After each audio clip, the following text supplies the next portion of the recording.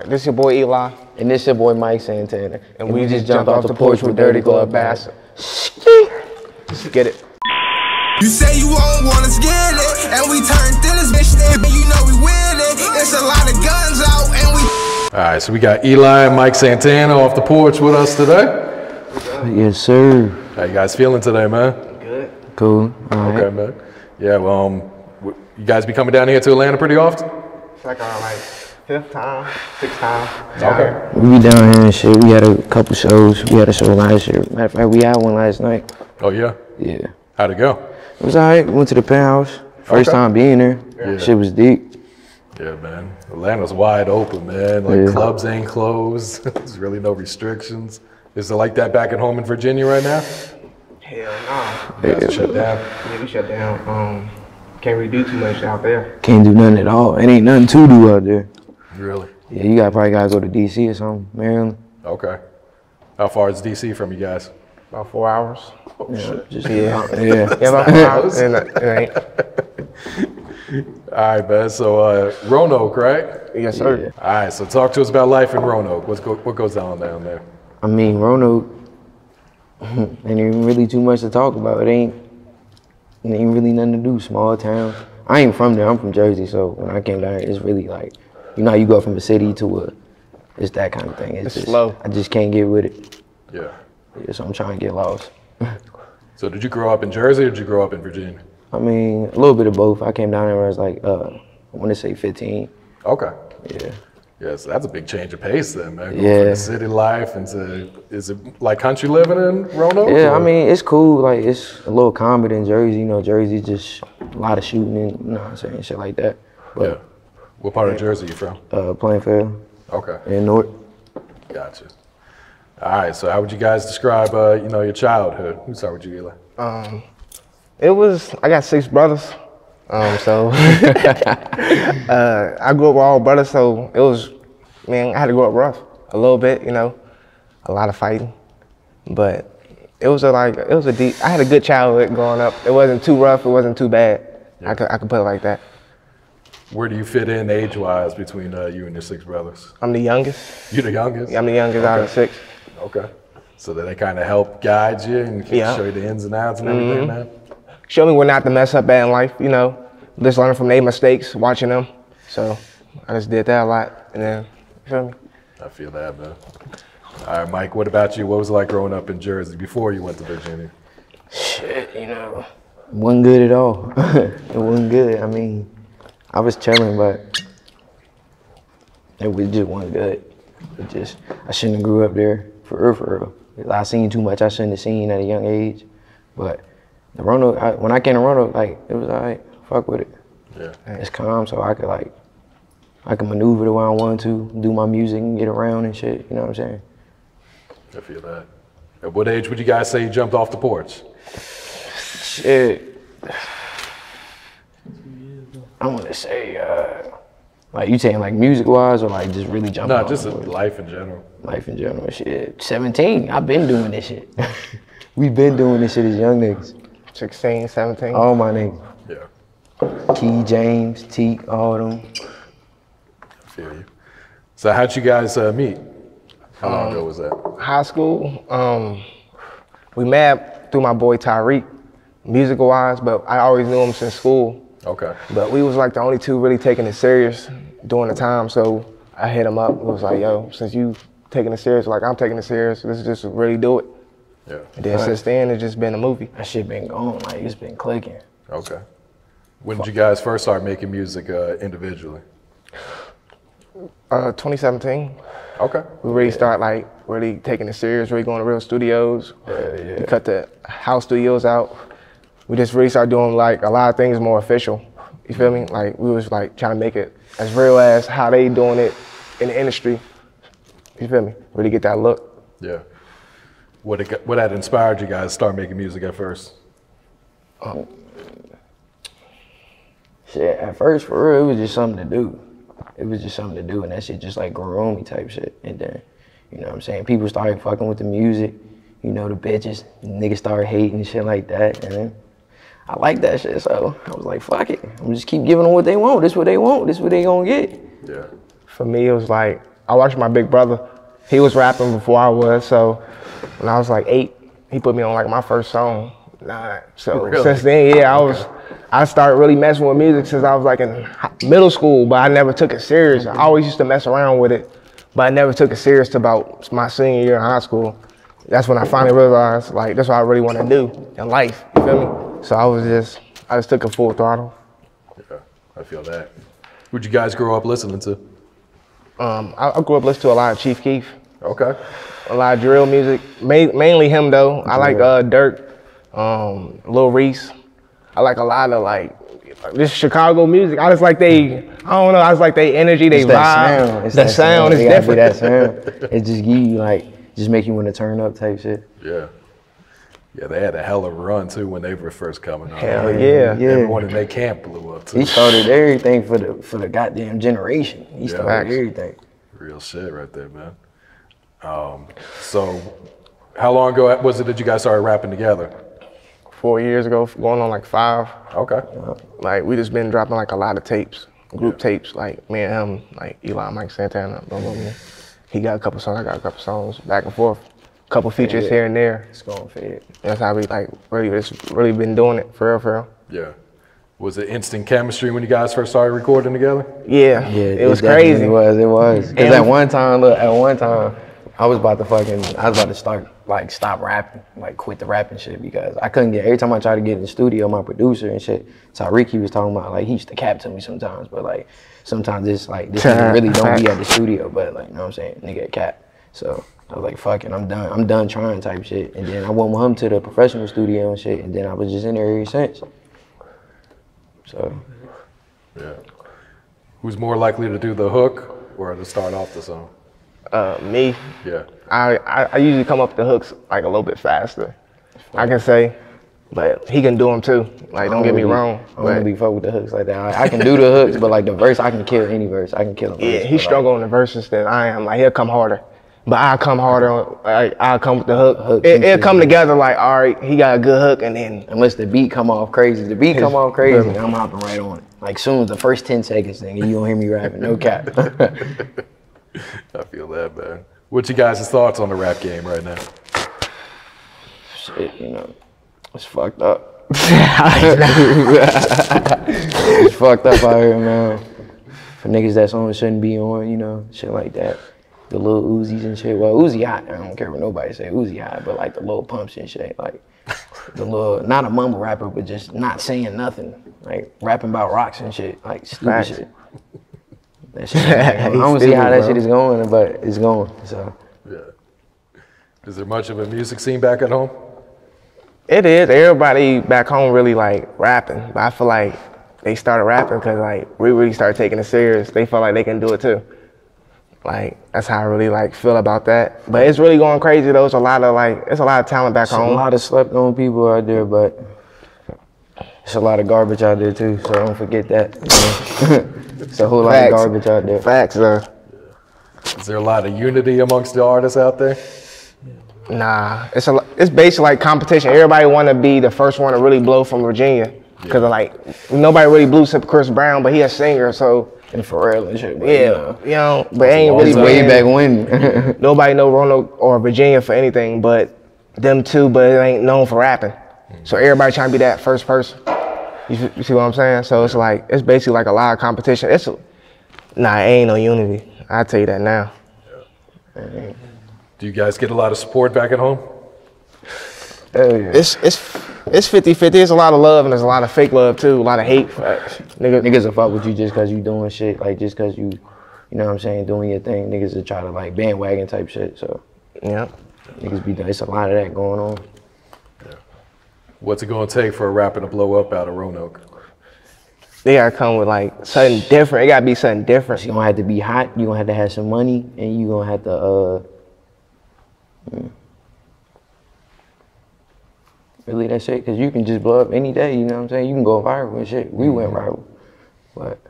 Yeah. What was the first big song that you guys had? A song called Iggy. It was on our like third project, Only Way Out 2. Yeah. We shot that vid and it went crazy. That one went crazy. Yeah. I don't know what it was. It went crazy though. We put that shit on Facebook, and fucking Rollo Rodriguez, he shared that shit, and that shit just went up. Like on Facebook, it got like 115,000. Oh shit. Yeah. Did y'all expect that one to go up like that? Nah. A little bit. I ain't gonna lie to you. I knew it was gonna be hot. I knew it was gonna be hot, but I ain't know the shit was gonna like blow like that. And it went kind of quick. Like it was like a 2-week span, like almost 3-week span. Yeah. Not even a month.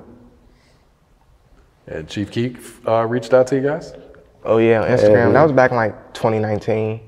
I hit him up on some like I sent him one of my songs. Actually, I met him back in 2016 at a concert, and I told him I did music at the time. I got lucky and got to meet him. I skipped the whole line. You feel me?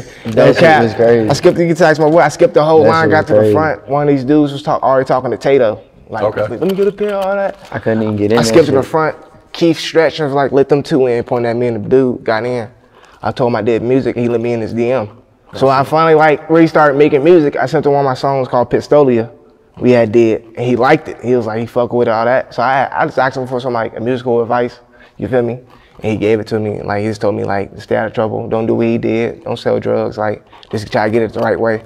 So I took that and really took that in mind. Like you know. Yeah, that's major, man. Not a lot of upcoming artists get the get some advice from established artists like that. Hell no. And speaking of that Pistolia song, fucking that's really the song that put us on the map. That's the first song that like it didn't blow, but like you know what I'm saying, like that's the first song we got like a lot of views on. Like we had like 23,000. That was big for like you know what I'm saying, people in our city and shit. But that was the first one that blew. Yeah. And then after that it just kept going. And then we dropped Iggy, then that's when Iggy went crazy. Shit like that. And it'd be crazy because like when you go in the comments, like they really be showing love and shit, so like you could really take note to that shit. Yeah, real shit. Freddie Gibbs also reached out to you guys? Yes, sir. That was 2019 too. We was really like dropping consistently. We dropped a video called North Face, and we sent that to him too. He told us it was hard, so we basically was like, what can you do to help us? And he said we had to sign under his label. Oh yeah? Yeah, so I'm like, at the time we was kind of down to do it because it was like, all right, this might be something just to get us in through the door. But we didn't want to get played at the same time. But at the same time, he was on tour. He had a tour back then too. So he gave us his manager Diego. I think his name like Diego. We was talking to him for a couple months, but like it was just, if things fell out, you feel me, ain't really get to the point where we was gonna sign to him. It was just like a lot of miscommunication. Like we couldn't really like we'll talk to him, and then like he'll like talk to us when he can type shit. Mm-hmm. Like, but we need to know things. So like if we gotta fly out, you feel me, we gotta know so we can like book shit, especially with Corona going on. Yeah. Well, this was before Corona, but you know what I'm saying, it was coming up, so still. Yeah. Well, what's the single that you guys are pushing right now? Is you still pushing Iggy, or you got a new one out? We still pushing Iggy right now. Okay. It's still got like, it's still giving us the best feedback, and it's still really going up on YouTube too. So we like, all right, this might be the one. So we really just been going after that one right now. Yeah. But we have been working. We got a lot of new stuff on the way. A lot of unreleased shit. Matter of fact, we played the fucking the DJ played the unreleased shit last night in the penthouse. Oh really? That shit went crazy. Yeah. That shit went nuts. Which one did he play? What song? Shit, it's my it's gonna be on my EP. It's just gonna be me on the EP and shit. But I'm gonna have featuring like it's gonna be a couple big artists. It's gonna be like my niggas type shit. A couple of my niggas. Mm-hmm. But it was fucking. It's called Who, but it's going up. Yeah. You guys got a collab project coming up? Yeah, we always got that coming. Yeah. We always. It's always in the race, man. You just gotta keep it in motion. This is what they want for real. This is how it started, so we gotta keep giving them what they want. Facts. Yeah. You got a title picked out for the next one? Not yet. I ain't got the cover art yet. Yeah. All right. Solo projects for both of you on the way then? Yeah, I got one called Broken Music. Okay. And I was supposed to drop it on the 14th, but I'm probably gonna push it back. I think I gotta like make some new songs, more songs. I don't know yet what I'm gonna do with it, but that's what I'm working at right now. Yeah. Who are some of the producers you've been working with on that project? It's a producer we got back home. His name Drop. He been like producing like basically all our projects. We just go to him. You feel me? He's cook up the beat. We get on it. Go crazy. Okay. Yeah. You got it. Mike, what's the name of your EP you got coming up? Shit. I'm thinking about calling it Santana World. It's gonna go crazy though. It's gonna be straight heat. None of that. None of that love shit. It's gonna be straight fire. Like soon as it's gonna be all the tracks. I don't know how many tracks it's gonna be, but it's gonna be straight fire. And I'm not going for no soft shit. I'm not going for none of that. But I'll take the negative comments and I'll take the positive comments. I'll take the likes and the dislikes. I need all that. Facts. Who are some of the producers you've been cooking up with, Mike? Shit, my Big Drop, you know what I'm saying? That's gonna be always my #1 producer because we started with him, so he know the sound, like off rip, he know what's wrong. Like you gotta fix this, you gotta fix that. And I fuck with a producer down here, his name is Major. He young and shit, but he know what he doing. Like he be like with like Yachty and Pierre and all them, like, so he like they little, you know what I'm saying, sidekick or whatever. So he really be like in the lab. Yeah. Thanks. All right, talk to us about the label, SBE. That started like 2017. It started off me and Mike. It's basically me and Mike, but we gonna get it to the point where we gonna sign people to like our niggas. So we gonna make it bigger than what it is. But like right now, just me and bro, like we really just trying to get everything going, go crazy with it. Yeah. Then come, you feel me? When it's time, we get the label. You feel me? Take all our niggas with us and go crazy. But all that shit started in high school though. Like that real SBE shit, it really stand for the Slutty Boy Entertainment. That's what it stand for. But we was really like slutty, you feel me? Like with the bitches, all this like, and like niggas wanted to hate, and we got in brawls, fights, all that, just because, you know what I'm saying? We was hitting niggas bitches, we didn't know. Like, it wasn't our fault. You know? We didn't ask you like how we supposed to know, but that's how all that happened, so we just ran with it. And that's what really got us the clout, because we dropped a song called Double Cup, and it went crazy. Yeah, that's because we got all the attention. Like we'll make a post about some stupid shit, like anything, 100 likes, you know, like weird shit. And it was just going up, so we like, shit, we about to just, you feel me? And then we was dissing niggas too, because we was like stuck in that Chicago wave too. At the same time, so we was like, shit, these niggas hot, so we dissing the niggas in school and shit, but. And like it was niggas like in a higher class than us and all that, like shit weird. Coming up to us, like we like at school events and shit, like a basketball game, they like, oh, I heard you this, that, and the third with a bitch. I heard y'all really doing this shit. Like, yeah, we really doing that. What? Yeah. Fact. We take it there with anybody, but you know, Yeah. they still the same way. Did Fat Trell ever reach out about the name, Slutty Boys? One of his artists did. We got merch. We got Slutty Boys merch. And we post on our Instagram. A couple of them did. And somebody that follow us tagged this artist and was like, ain't this y'all name? And he was like, he commented, he was like, we the real SBE, we the real Slutty Boys and all this and that. They was coming crazy. Yeah, they came crazy on the post. For something way different, but. I see where they coming from, but nah. It stand for something way different. Yeah. All you gotta do is look at it. They read older. about it. We got two different kind of things, like. They like 35. We like, yeah, they old heads and shit. Come on, now. Fat Trell hot though. Don't get me wrong. Nah, yeah, that's bro. I was just saying, he's definitely a legend though. He's definitely a legend. You feel me? I fuck with him. I don't know if he's still locked up or what, but we need to work anyway. We gonna work regardless. But his niggas can't be mad because we don't have the same name, so you can't see it that way. It's probably another Slutty Boy somewhere else. You feel me? So you feel me? All right, what else you guys working on? What else is coming up for 2021, man? A lot of projects, a lot of videos. We trying to get some more features in, major features. Got some, matter of fact, I got some big features coming up. It's what like Trippie Red's camp, Chris King. Okay. He fuck with me hard too. So me and him, when I go to LA, me and him gonna chop it up. I've been talking to Zan Man and shit, but he just been busy a lot. Like he in Vegas and shit. So I ain't really trying to go out there because of the COVID. So I'm gonna try to wait till he come back down to DC or something like that. Yeah, I feel that. All right, guys, any shout outs before we wrap it up? Shout out to my gang. Shout out to everybody back home. Yeah, shout out OTB, shout out SBE, man. Shout out Dirty Glove, man. Shout out Drop, you know what I'm saying? Shout out Wells Fargo. Shout out to the Trap. Shout out my money, you know? Everything. I'm like crazy. Just grateful. You say you won't want us get it, and we turned in this bitch, and you know we with it. It's a lot of guns out, and we taking bitches, and I heard the